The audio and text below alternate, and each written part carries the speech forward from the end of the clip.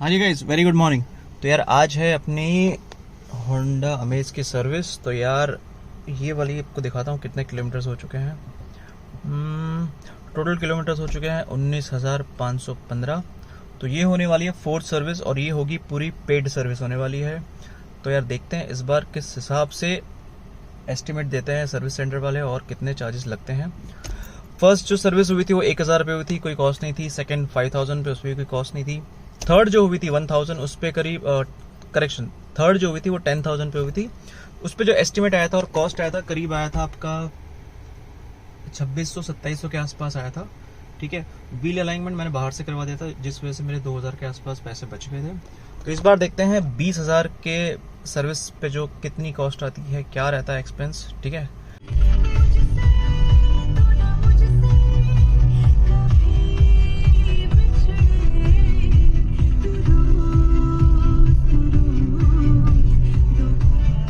तो यार एक और बात है, 19,500 किलोमीटर रन हो चुका है, यानी कि ऑलमोस्ट 20,000।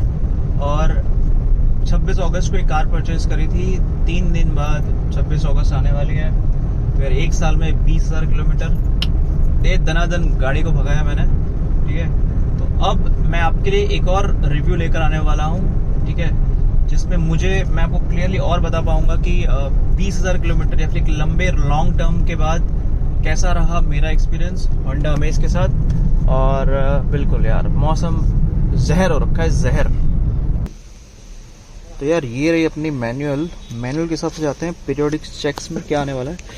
तो ये है 20,000, जिसमें एक तो आएगा आपका ऑयल चेंज होने वाला है, फिर है आपका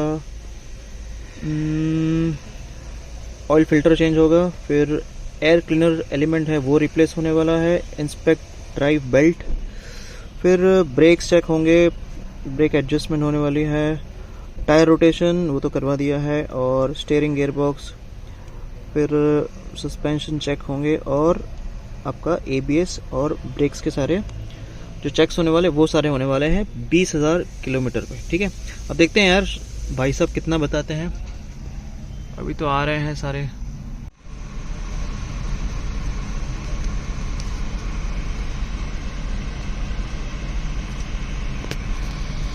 राइट, तो यार सर्विस करवा के आ चुके हैं और टोटल एस्टिमेट दिया था उन्होंने 7,500-8,000 के आसपास, और वही आया है।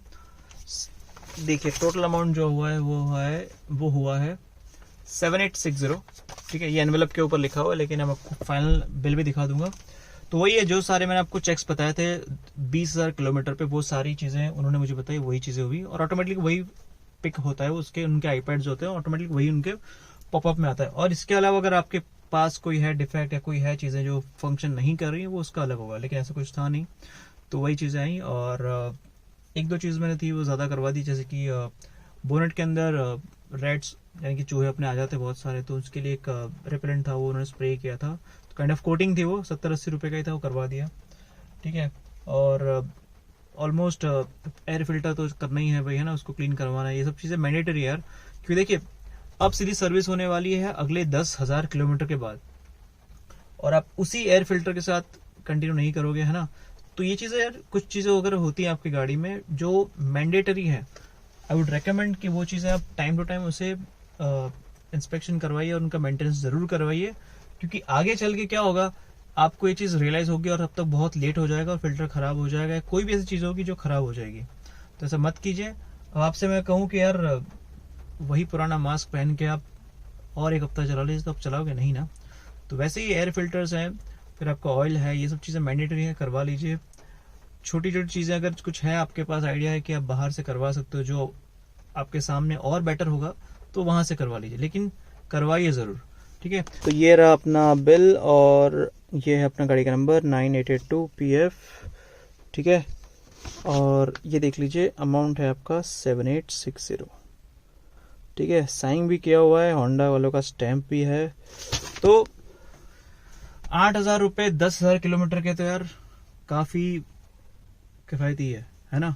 हर 1,000 किलोमीटर के आपको 1,000 रुपये ही देना है, तो उस हिसाब से कैलकुलेट कीजिए। तो ये देखा जाए तो काफी अच्छा है, ज्यादा कॉस्ट नहीं है मेंटेनेंस की। अब देखते हैं जो 5th सर्विस होने वाली है 30,000 पे, वो कैसी रहती है।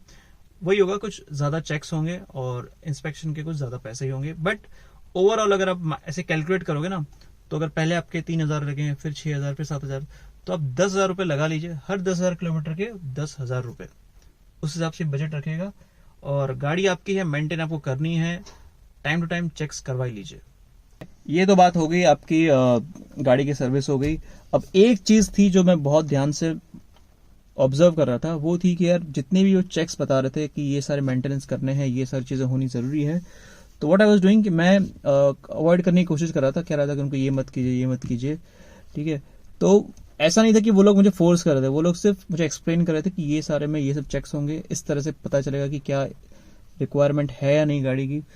तो ये चीज बहुत अच्छी लगी। ऐसा नहीं था कि यार दे वांटेड कि यार अगर गाड़ी आई है सर्विस सेंटर पे तो 10,000 या 15,000 रुपए इस गाड़ी से निकाल ही लो, ऐसा बिल्कुल भी नहीं था। और ये चीज ऐसी ही होनी चाहिए, ठीक है।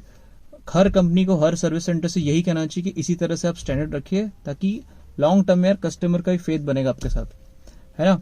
और ये आप जरूर ऑब्जर्व कीजिए, कभी भी कोई भी गाड़ी परचेस करने जा रहे हो, सर्विस सेंटर का कैसा उनका रिस्पॉन्स है, फीडबैक लीजिए, ये बहुत जरूरी है। क्योंकि गाड़ी तो आप एक बार परचेस करोगे, लेकिन सर्विसिंग उसकी बार बार कराने वाले हो, है ना। चलिए, आप भी अपनी गाड़ी को मेंटेन करके रखिए, सुरक्षित रहिए और आराम से ड्राइव कीजिए। चलिए।